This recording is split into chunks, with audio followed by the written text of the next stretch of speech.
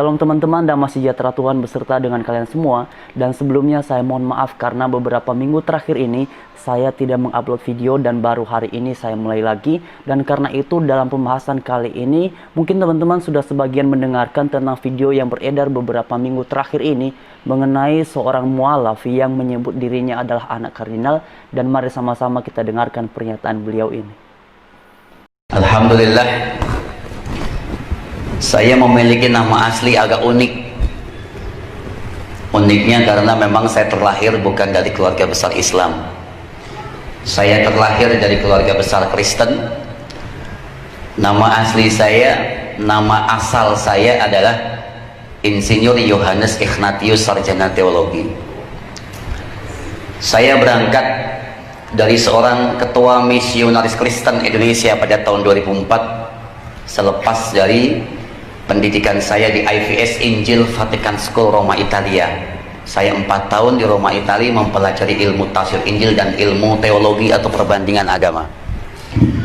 Kemudian saya terlahir sebagai anak tunggal, anak semata wayang dari pasangan rumah tangga yang bahagia dan sempurna, yaitu ayah kandung saya tercinta adalah Profesor Dr. Insinyur Ignatius Sastrawardaya Master Teologi.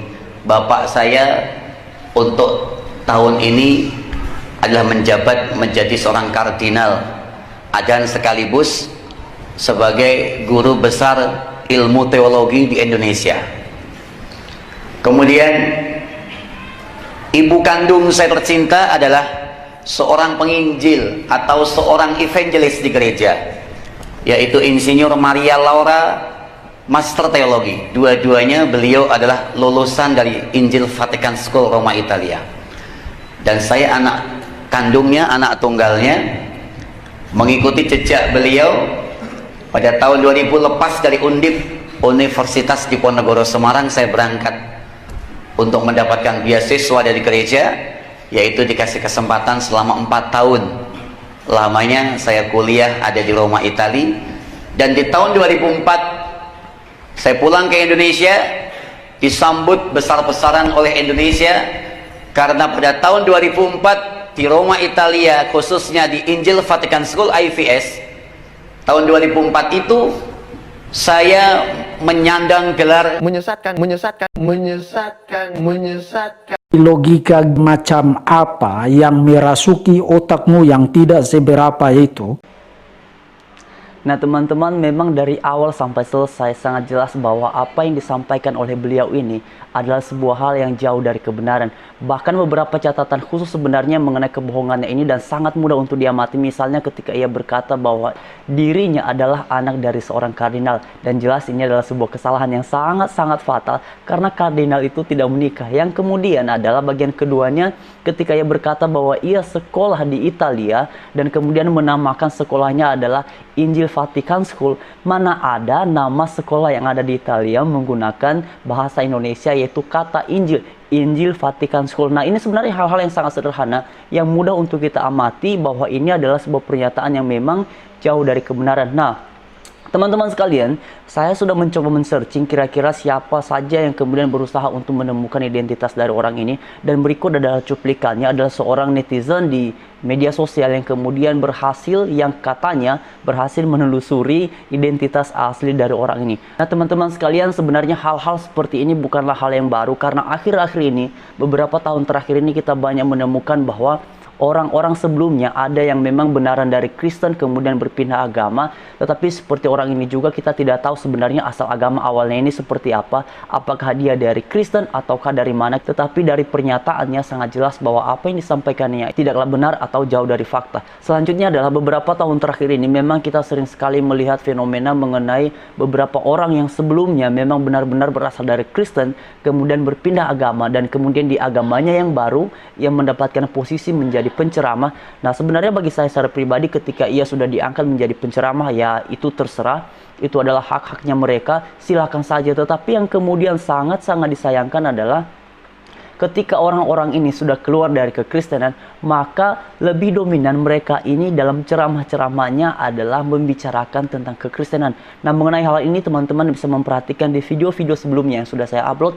Kemudian misalnya kita menemukan beberapa waktu yang lalu ketika seorang mualaf dari Nias yang bernama Perius Kea membicarakan tentang kekristenan selama ia menjadi Kristen, yang mengatakan bahwa Alkitab itu ditulis tangan. Pun pada akhirnya semua pernyataan-pernyataan yang jauh dari kebenaran itu pada akhirnya tahap demi tahap mulai terbongkar, mulai diketahui mana yang benar, mana yang salah. Dan ini mengingatkan saya kepada satu ucapan Tuhan Yesus yang berkata, katakan ya jika ya dan katakan tidak jika tidak.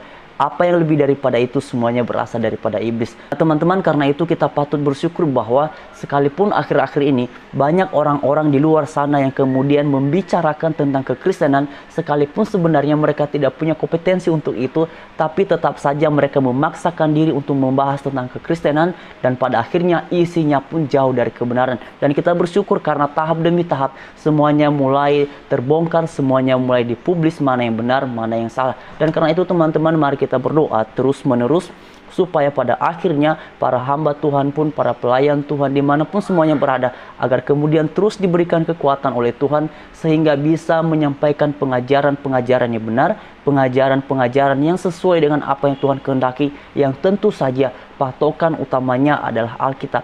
Karena itu mari kita senantiasa berharap kepada Tuhan bahwa dalam segala situasi apapun, sekalipun banyak orang di luar sana yang kemudian sering sekali membicarakan tentang kekristenan dan isi dari semua pembicaraan itu adalah tidak benar, namun kita tetap berdoa seperti yang Tuhan Yesus katakan, kasihilah musuhmu, bahkan berdoalah bagi mereka yang menganiaya kamu. Kita berdoa bagi mereka yang sering sekali membahas tentang kekristenan yang walaupun isinya tidak benar ataupun salah. Kita berdoa semoga saja Tuhan kiranya memberikan mereka pencerahan, Tuhan kiranya memberikan mereka kesadaran agar mereka berbicara sesuai dengan kompetensinya dan agar mereka membicarakan apa yang patut mereka sampaikan. Jadi sekian teman-teman, semoga bagian ini memberikan informasi yang baik kepada teman-teman sekalian. Dan mengenai identitas dari orang yang ada dalam video ini, teman-teman bisa memperhatikan di screen ada seorang netizen yang kemudian berupaya menelusuri identitas asli dari orang ini, dan teman-teman bisa memperhatikan dan kita belajar dari peristiwa ini. Dan teman-teman yang non-Kristen pun sebenarnya juga bisa belajar